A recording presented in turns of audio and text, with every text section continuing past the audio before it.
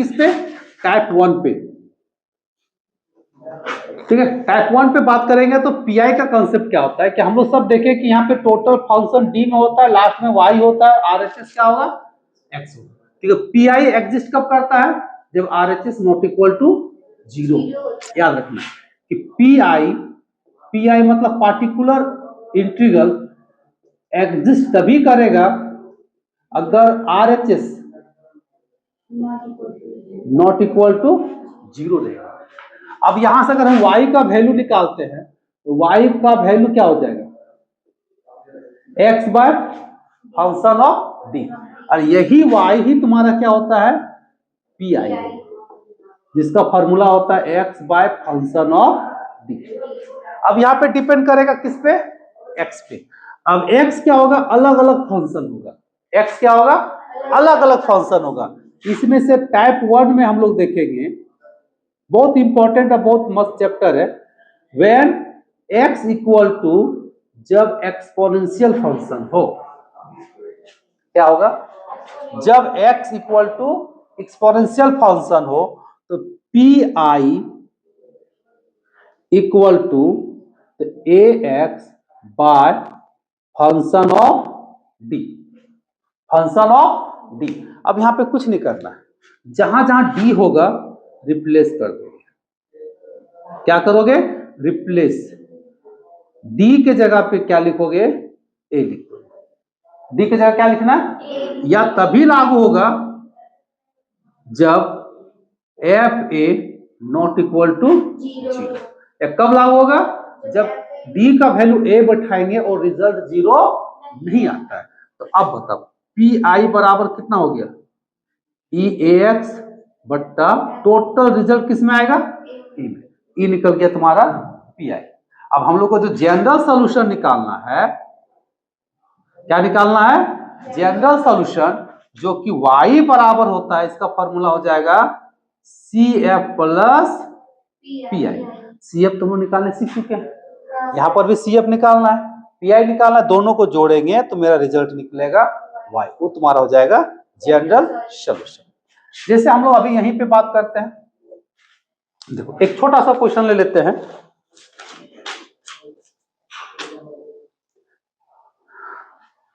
Solve D square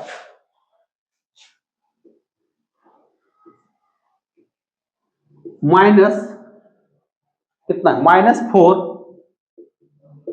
dy by dx plus 3y equal to e का power -3x। अब देखो इसको solve करना है, ठीक है। अभी तक हम लोग जो सॉल्व किए थे, CF जो निकाले थे, RHS का वैल्यू क्या था, 0 था। अभी यहाँ पे क्या है, तुम्हारा फंक्शन दिया हुआ है, तो क्या करोगे, तो सबसे पहले हम लोग CF निकालेंगे, 4 CF। तो CF के लिए क्या करेंगे, टोटल को D में चेंज करेंगे, D square minus 4D plus 3y equal to, अब यहाँ पे एक्सिलरी इक्वेशन निकलेंगे तो क्या हो जाएगा, एम स्क्वायर 4m प्लस 3 बराबर 0। इसके लिए हम लोग क्या करते थे, d के जगह पे m पुट करते हैं। अब इसको फैक्टराइज करेंगे, m पुट कर देंगे, हाँ।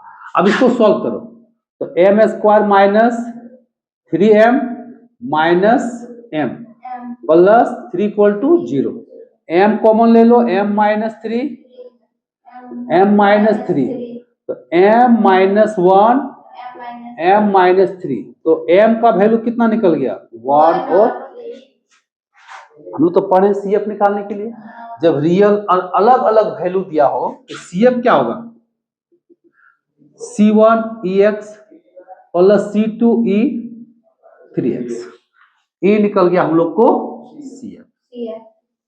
सब में CF निकालना है। अब जब हम लोग PI का बात करेंगे तो PI का जब फॉर्मूला आ जाएगा, PI बराबर हम लोग क्या पढ़े थे, x के जगह पे कौन है, -3x bye function of d, ये देखिए यही ना FD हो गया, तो FD की जगह पे क्या है, D square minus 4D plus 3। अब एक्सपोनेंशियल फंक्शन में हम लोग क्या करते हैं, डी के जगह पे कितना लिखोगे? -3। ये देखो डी के जगह पे कितना है? माइनस। चलो पुट कर दो। तो पी आई बराबर 3x, 3 तिये 9, minus minus plus 4 तिये 12 plus 3, तो कितना हो गया आपका? 9 3 12, 12 12 24।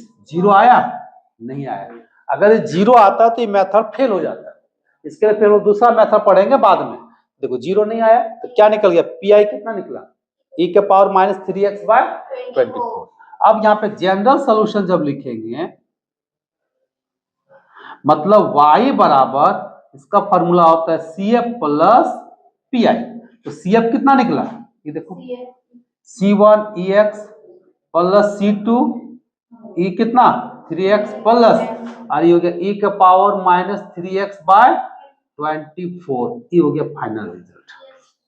अब अगर RHS कोई फंक्शन रहा तो क्या निकालना है? पहले CF निकालना है, फिर PI निकालना है, दोनों को जोड़ेंगे तो ये मेरा Y निकला।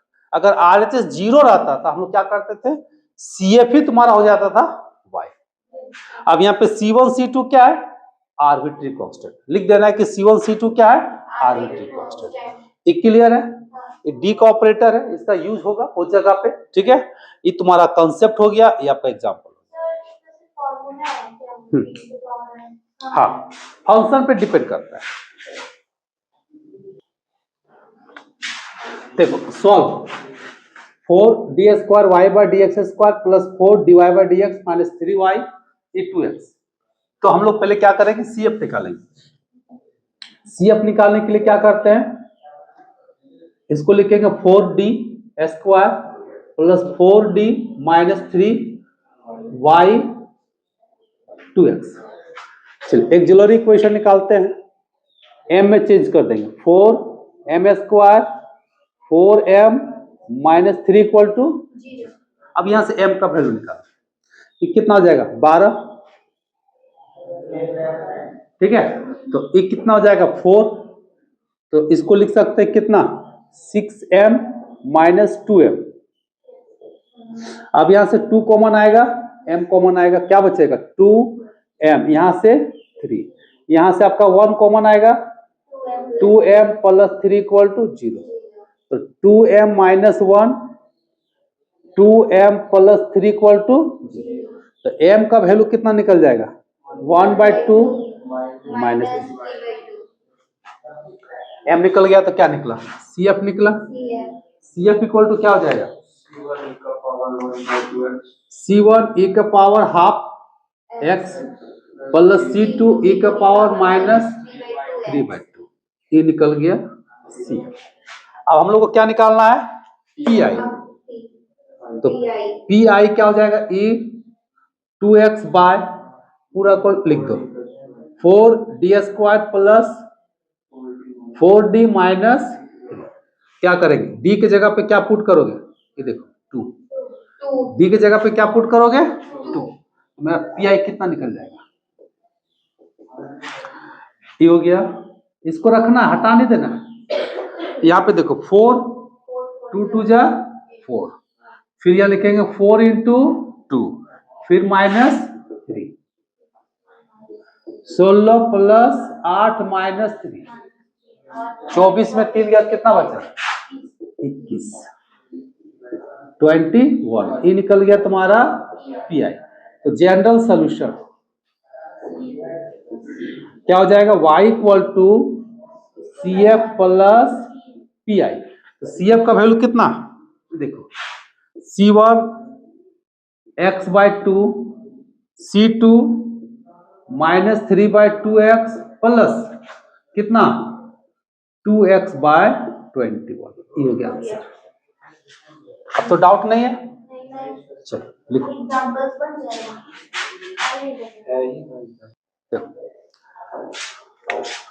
टाइप 2 में हम लोग चलेंगे।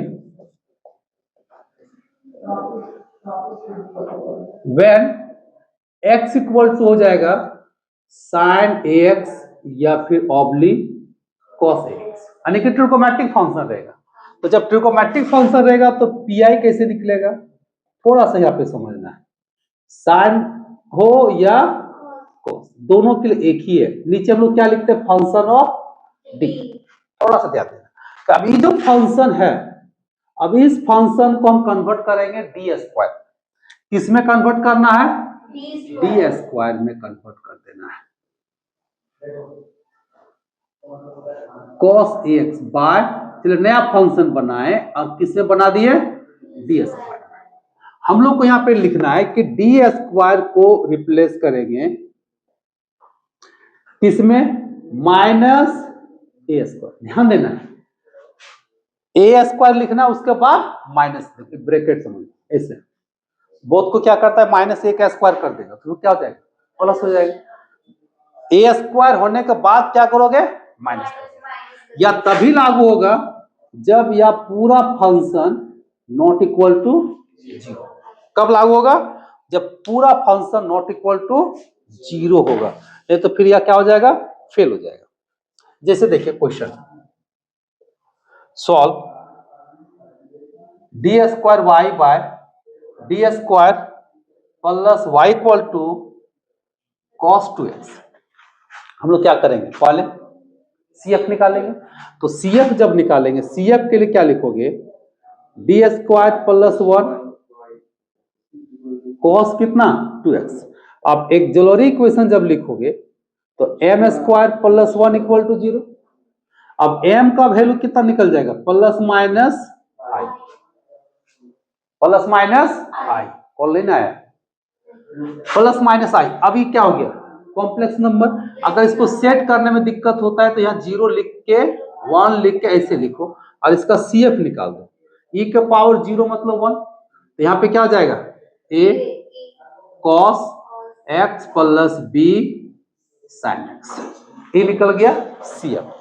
अब हम लोग आएंगे PI में। जब PI में आते हैं तो PI मतलब यहाँ कितना हो गया, cos 2x। अब यहाँ पे फंक्शन कितना हो गया, देखो D square plus 1, D square plus 1 हुआ। अब देखो ऑलरेडी यहाँ डी स्क्वायर में है तो ज्यादा कुछ नहीं करना। क्या करोगे, डी स्क्वायर के जगह पे यहाँ पे देखो a का वैल्यू कितना है 2, तो माइनस लिखना है 2 स्क्वायर, तो कितना होगा -4। तो PI जब वैल्यू निकालेंगे cos 2x बाय -4 प्लस 1, तो कितना हो गया, cos 2x बाय -3 हुआ। अब जनरल सॉल्यूशन जब लिखेंगे यानी कि y equal to CF plus PI। CF का वैल्यू कितना, a cos x b sin x -1/3 cos 2x, ये निकल गया जनरल। अब इसी में हम थोड़ा सा और क्वेश्चन ले लेते हैं। एक क्वेश्चन लेते हैं, D square Y by D X square 5dy by dx plus 6y sin 3x। ठीक है, सबसे पहले हम लोग इसको क्या निकालेंगे, CF। तो CF निकालने के लिए इसको लिखेंगे डी स्क्वायर -5d प्लस 6, इधर हो गया sin 3x। अब इसका एक जरूरी इक्वेशन क्या हो जाएगा, m square 5m plus 6 equal to 0। इसको तोड़ेंगे तो कितना निकलेगा, 3 2 में टूटेगा ना, तो ये हो जाएगा m -3 m -2, तो m का वैल्यू हो जाएगा 32। तो CF कितना निकल गया, C1 3x C2 2x, CF निकला। अब हम लोग PI का जब बात करेंगे तो देखो PI इक्वल टू क्या हो जाएगा, sin 3x function of d मतलब पूरा। तो यहाँ पे क्या लिखना है, देखो D square minus 5d plus 6। अब यहाँ पे ध्यान देने की बात है, क्या ध्यान देना है, हम लोग जानते हैं कि डी स्क्वायर के जगह पे क्या लिखेंगे, माइनस ए स्क्वायर। ए का वैल्यू कितना है 3, तो जहां पे डी स्क्वायर है पहले उस पर काम कर लो। तो डी स्क्वायर तो एक ही हुआ है, तो यहां लिखो साइन 3x बाय माइनस 3 का स्क्वायर माइनस 5d प्लस 6। सिर्फ डी स्क्वायर को छोड़ना है, काम करना है, बाकी को छोड़ देना है। तो जहां डी स्क्वायर था वहां पे लिख दिए माइनस ए स्क्वायर का वैल्यू बैठा दिए। चलिए देखिए साइन 3x बाय माइनस कितना होगा 9 5d प्लस 6, क्योंकि देखिए 3 स्क्वायर के बाद माइनस दिया, तो 3 का स्क्वायर मतलब 9 माइनस, अभी दोनों को घटाएंगे तो कितना बचेगा, ये हो गया sine 3x by minus 5d minus 3। Formula है ना, ए का वैल्यू यहाँ पे कितना, ए बराबर कितना है 3, ठीक है। अब ये देखो माइनस 5d माइनस 3 आ गया। अब तो इसको रिप्लेस नहीं कर सकते, क्यों, क्योंकि हमको चाहिए डी स्क्वायर। तो जब डी स्क्वायर नहीं है तो हम लोग डी स्क्वायर बनाओगे, तो माइनस को पहले बाहर कर दो, साइन 3x माइनस को बाहर कर दो, प्लस कितना। अब जैसे यहां पे आ जाएगा ध्यान देना, इसको रेशनलाइज कर दोगे। अगर यह प्लस रहेगा तो माइनस से मल्टीप्लाई करना है, माइनस रहेगा तो प्लस से मल्टीप्लाई करना है। तो चलिए अब यहां पे देखो क्या करेंगे, 5d माइनस 3 साइन 3x, तो नीचे भी वही काम करेंगे। 5d प्लस पहले से था और यहाँ पे लिख दिए, इतना तो कर सकते हो। चलिए जब इतना हम लोग कर सकते हैं, 5d माइनस 3 साइन 3x, तो A square minus B square, तो कितना हो जाएगा 25 D square minus B square बना, A square minus B square, तो 5d का स्क्वायर माइनस 25 इधर से डी स्क्वायर हुआ। देखिए डी स्क्वायर आ गया ना, तो नीचे अगर डी नहीं है तो उसको रेशनलाइज कर दोगे अपने आप डी स्क्वायर। अब हम लोग यहाँ पे क्या करेंगे, देखिए डी स्क्वायर के जगह पे क्या लिखोगे, माइनस 3 का स्क्वायर, तो कितना हो जाएगा माइनस। चलिए अब इसको रहने दो, 5d minus 3 sine 3x by minus 9 और माइनस 9 कितना हो गया 19 9 100 25 9 कितना हो जाएगा 225 225 और 9, ऐसे भी 9 कॉमन लेगा तो बाहर आ जाएगा। 25 और 1 कितना हो जाएगा 26, 26 को भी 9 से गुना कर सकते हो, या 125 को 9 से गुना करो तो कितना हो जाएगा 5 4 134, तो माइनस माइनस प्लस, ये माइनस 134 आएगा, बाहर में माइनस है तो कितना हो गया प्लस 134। अब क्या करोगे, अब इस साइन को एक बार इसके साथ और एक बार 3 के साथ लगा देना है। ये देखिए 5d sign 3x minus 3 sine 3x bye 134। अब यहां पे देखो d का मतलब क्या हुआ डिफरेंशिएशन, d है ना पहले, और d का मतलब क्या होता है डिफरेंशिएशन, मतलब साइन को डिफरेंशिएट करना है, ऑपरेटर लिखाए थे ना। तो यहाँ पे देखो d साइन का मतलब क्या हो गया cos 3x, 3 को मल्टीप्लाई करेंगे तो क्या, हाँ 234 होगा। मोबाइल स्विच ऑफ होने वाला है, मोबाइल स्विच ऑफ होने वाला है, क्यों बैटरी डाउन,